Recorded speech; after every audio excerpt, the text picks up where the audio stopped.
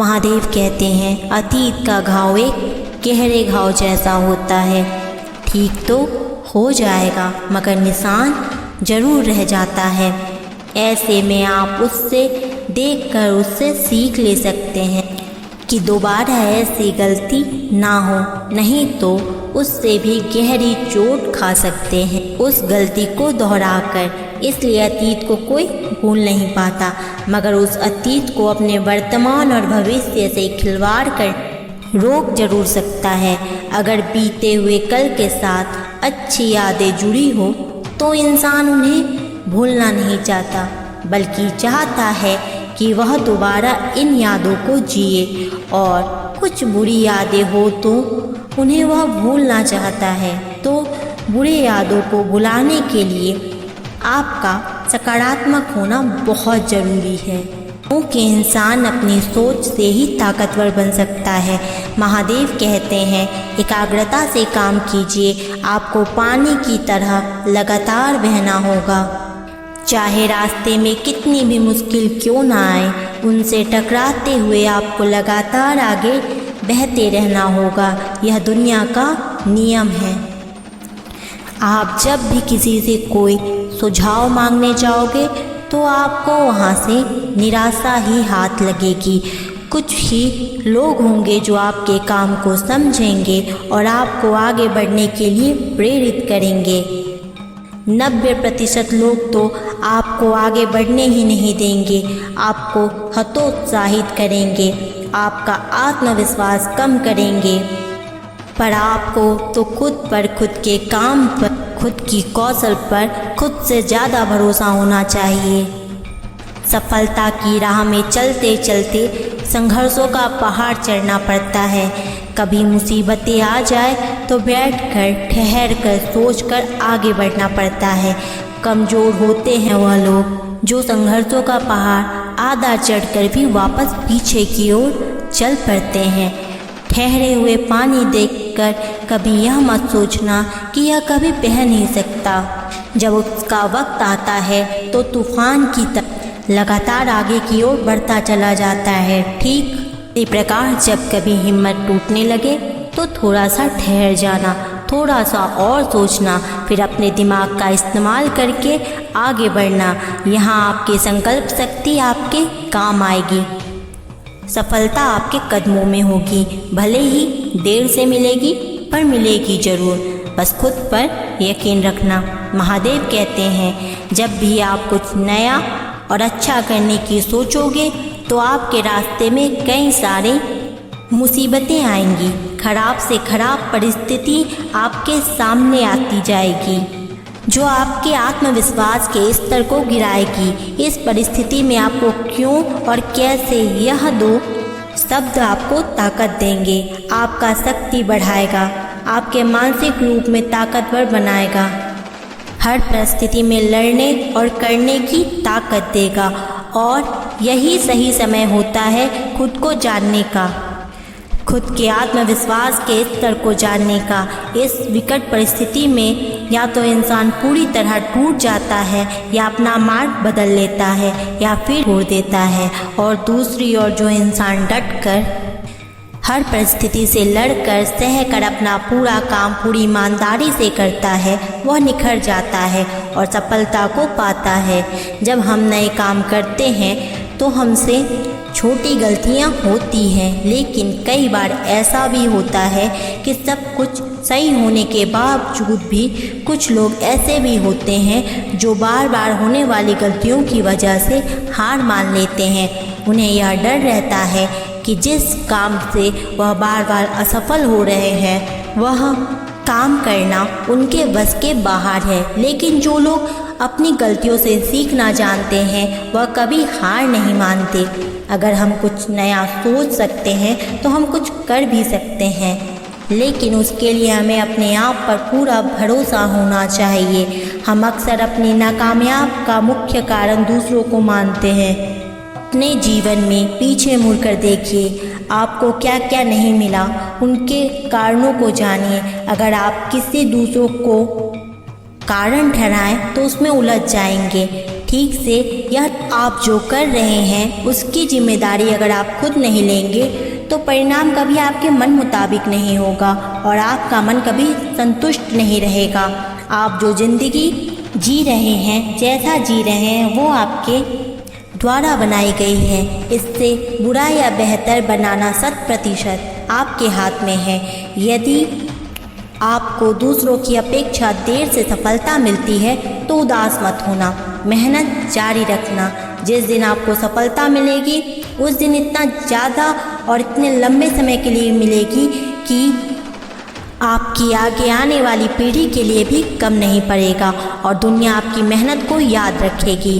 अक्सर जो चीज़ जल्दी मिल जाती है उतनी ही जल्दी चली भी जाती है, इसलिए थोड़ा धैर्य रखें और मेहनत करते रहें। एक समय की बात है, एक गांव में एक जवान लड़का रहता था। वह अपने आलस और कामचोरी के लिए बहुत मशहूर था। सभी गांववासी उसे आलसी कहकर पुकारते थे क्योंकि वह पूरे दिन एक पेड़ के नीचे पड़ा रहता था और लेटे लेटे वह अपने फ्यूचर के बारे में सोचता, अच्छे अच्छे सपने देखता। उसका दिन ऐसे ही आलस में गुजर रहा था। लेकिन एक दिन उस गांव में एक साधु आए जो कि अगले 3 दिनों तक उसी गांव में ठहरने वाले थे।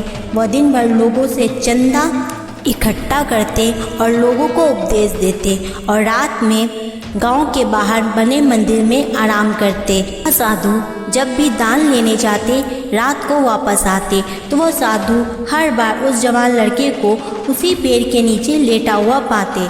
साधु 2 दिनों तक यह सब देखते रहे। वह साधु समझ गए कि ये लड़का मानसिक आलस का गुलाम है।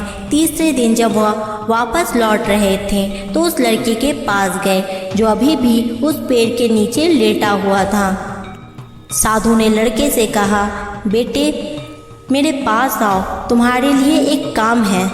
मैं चाहता हूँ कि तुम उस पहाड़ी की चोटी तक जाओ, वहाँ से मेरे लिए एक पंख लेकर आओ। लड़के ने लेटे लेटे ही अपना सर पहाड़ी की तरफ किया और अपनी नज़र उस पहाड़ की चोटी की तरफ ले गया और उसने साधु की तरफ देखा और उपहास लेते हुए कहा, यह असंभव है, मैं उस पहाड़ के ऊपर तक नहीं जा सकता, मैं बहुत आलसी हूँ। साधु ने मुस्कुराते हुए कहा, अरे मुझे जिस पंख की तलाश है वह इस पहाड़ी के शिखर पर नहीं मिलेगा, वह तो उस पहाड़ी के दूसरी तरफ एक गांव के अंदर मिलेगा, जिसके लिए इस पहाड़ी के शिखर तक चढ़कर फिर नीचे उतरना होगा। लेकिन वह कोई साधारण पंख नहीं है, वह एक ऐसा पंख है जिसे तुमने कभी नहीं देखा होगा। वह पंख बहुत सुंदर पंख है जो रोशनी बिखेरती है। साधु के इन बातों से उस लड़के के अंदर उत्साह बढ़ गया। उसने आज से पहले ऐसे पंख के बारे में कभी नहीं सुना था और ऐसे रोमांचक सफ़र के बारे में सुनकर वह अंदर ही अंदर उत्साहित हो गया। इसलिए उसने साधु की चुनौती को कबूल किया। वह पहाड़ी की तरफ चल पड़ा, लेकिन चढ़ाई बहुत लंबी और मुश्किल थी। जल्द ही लड़के का शरीर थकने लगा, सांस फूलने लगी, शरीर से पसीने बहने लगा, लेकिन फिर भी उसने चलना जारी रखा। वह जैसे जैसे ऊपर चढ़ता गया उसे खुशी महसूस होने लगी जो उसे आज से पहले कभी महसूस नहीं किया था। आखिरकार जब वह कड़ी मेहनत और लंबी कोशिश के बाद पहाड़ी के शिखर पर पहुंचा तो वह पूरी तरीके से थक चुका था, लेकिन वह बहुत खुश था। उसके अंदर से आत्मसंतुष्टि का एहसास हो रहा था। उसके चेहरे पर योद्धा जैसी मुस्कान थी, जैसे उसने कोई युद्ध जीत लिया हो। फिर उसने पहाड़ी के शिखर के नीचे देखा। उसके सामने एक बहुत ही मनमोहक नज़ारा था, लेकिन असली चुनौती आगे थी, क्योंकि उसे फिर उस पहाड़ के नीचे भी उतरना था और उस गुफा को भी ढूंढना था जिस पे पंख मिलने की बात कही गई थी। नीचे उतरना बहुत ही ज़्यादा मुश्किल और ख़तरनाक था, क्योंकि ढलान बहुत ही गहरी थी और चढ़ाई के समय लड़का बहुत ही बार लड़खड़ाया और गिरा भी था, तो वह डर भी उसके अंदर था, लेकिन साधु को वह पंख लाके देने के वादे की वजह से वह लगातार आगे बढ़ता रहा। काफ़ी खोज और कड़ी मेहनत के बाद जब वह अंत में गुफा तक पहुंचा तो उसने देखा कि पंख वहीं पड़ा हुआ था, जो कि ऊपर एक बड़ी सुराख से आने वाली रोशनी की वजह से चमक रहा था। फिर उसने उस पंख को उठाया और उसकी सुंदरता को ही देखता रह गया। वह काफ़ी देर तक पंख को घूरता रहा, लेकिन फिर उसे याद आया कि मुझे तो वापस भी जाना है। उसने खुद की तरफ देखा, वह पूरी तरह थक चुका था। वह चिंता में पड़ गया कि वह पहाड़ कैसे चढ़ेगा, वह साधु तक पंख कैसे पहुंचाएगा। एक पल के लिए वह हार मानने के बारे में सोचा, लेकिन उसे वह खुशी और गर्व की भावना याद आ गई जो उसने पहाड़ी के शिखर पर पहुंचकर महसूस किया था। उसे एहसास हुआ कि उसके अंदर इस सफ़र का दोबारा पूरा करने की ताकत है, मजबूती है। वह दोबारा पहाड़ी पर चढ़ने लगा। उसके मांसपेशियों में दर्द हो रहा था, कमजोरी की वजह से पैर कांप रहे थे, सांस फूल रहे थे। वह कई बार लड़खड़ाकर गिर भी पड़ा, लेकिन उसने हार नहीं मानी। वह खुद को आगे बढ़ने के लिए लगातार उत्साहित करता रहा। अथक मेहनत और घंटों की कड़ी कोशिश के बाद जब वह साधु के पास पहुंचा और उसके हाथों में वह पंख रखा तो उसके खुशी का ठिकाना ना रहा। उसे महसूस हुआ कि उसने आज अपने आलस पे काबू पा लिया है और कुछ बढ़िया करके दिखाया है। उसके चेहरे पे इतनी खुशी और संतुष्टि का भाव देखकर साधु मुस्कुराए और बोले, बहुत मेरे बच्चे, आज तुमने जीवन का बहुत ही महत्वपूर्ण सबक सीखा है कि आलस जैसी कोई चीज़ नहीं, बल्कि आलस एक चुनौती है जिसे दूर करना होगा। यह एक बाधा है जिसे पार करना होगा और आलस को ख़त्म करने के लिए तुम्हें अपना पहला कदम उठाना ही होगा। अपने मकसद की तरफ चलना ही होगा और तब तक चलते रहना पड़ेगा जब तक कि आप अपने लक्ष्य को हासिल ना कर लो। लड़के ने साधु के शब्दों की गहराई और उसके मकसद को समझते हुए हाँ में अपना सिर हिलाया। आज उसे एहसास हुआ कि वह हमेशा से ही महान चीज़ें और बड़ी चीज़ें करने के काबिल था, लेकिन उसके आलस ने उसे रोक रखा था। अब वह जानता था कि उसके पास रास्ते में आने वाली किसी भी बाधा को दूर करने की ताकत और मजबूती है। इसके बाद साधु ने उस लड़के को आशीर्वाद दिया और उस गांव से चले गए। दोस्तों, इस कहानी से हमें क्या सीख मिलती है? लक्ष्य असंभव लगने के बाद भी अगर हम उसे पूरा करने के लिए खुद को आगे बढ़ाते हैं, तब हम अपने अंदर ऐसी ताकत और मजबूती को खोज लेते हैं जिसके बारे में हम कभी नहीं जानते।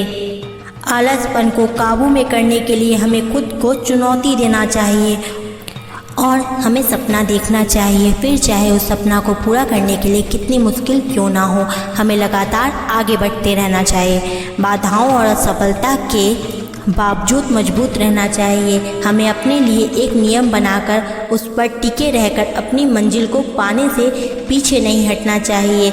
आपको सफलता अवश्य मिलेगी। दोस्तों, आज के वीडियो में इतना ही।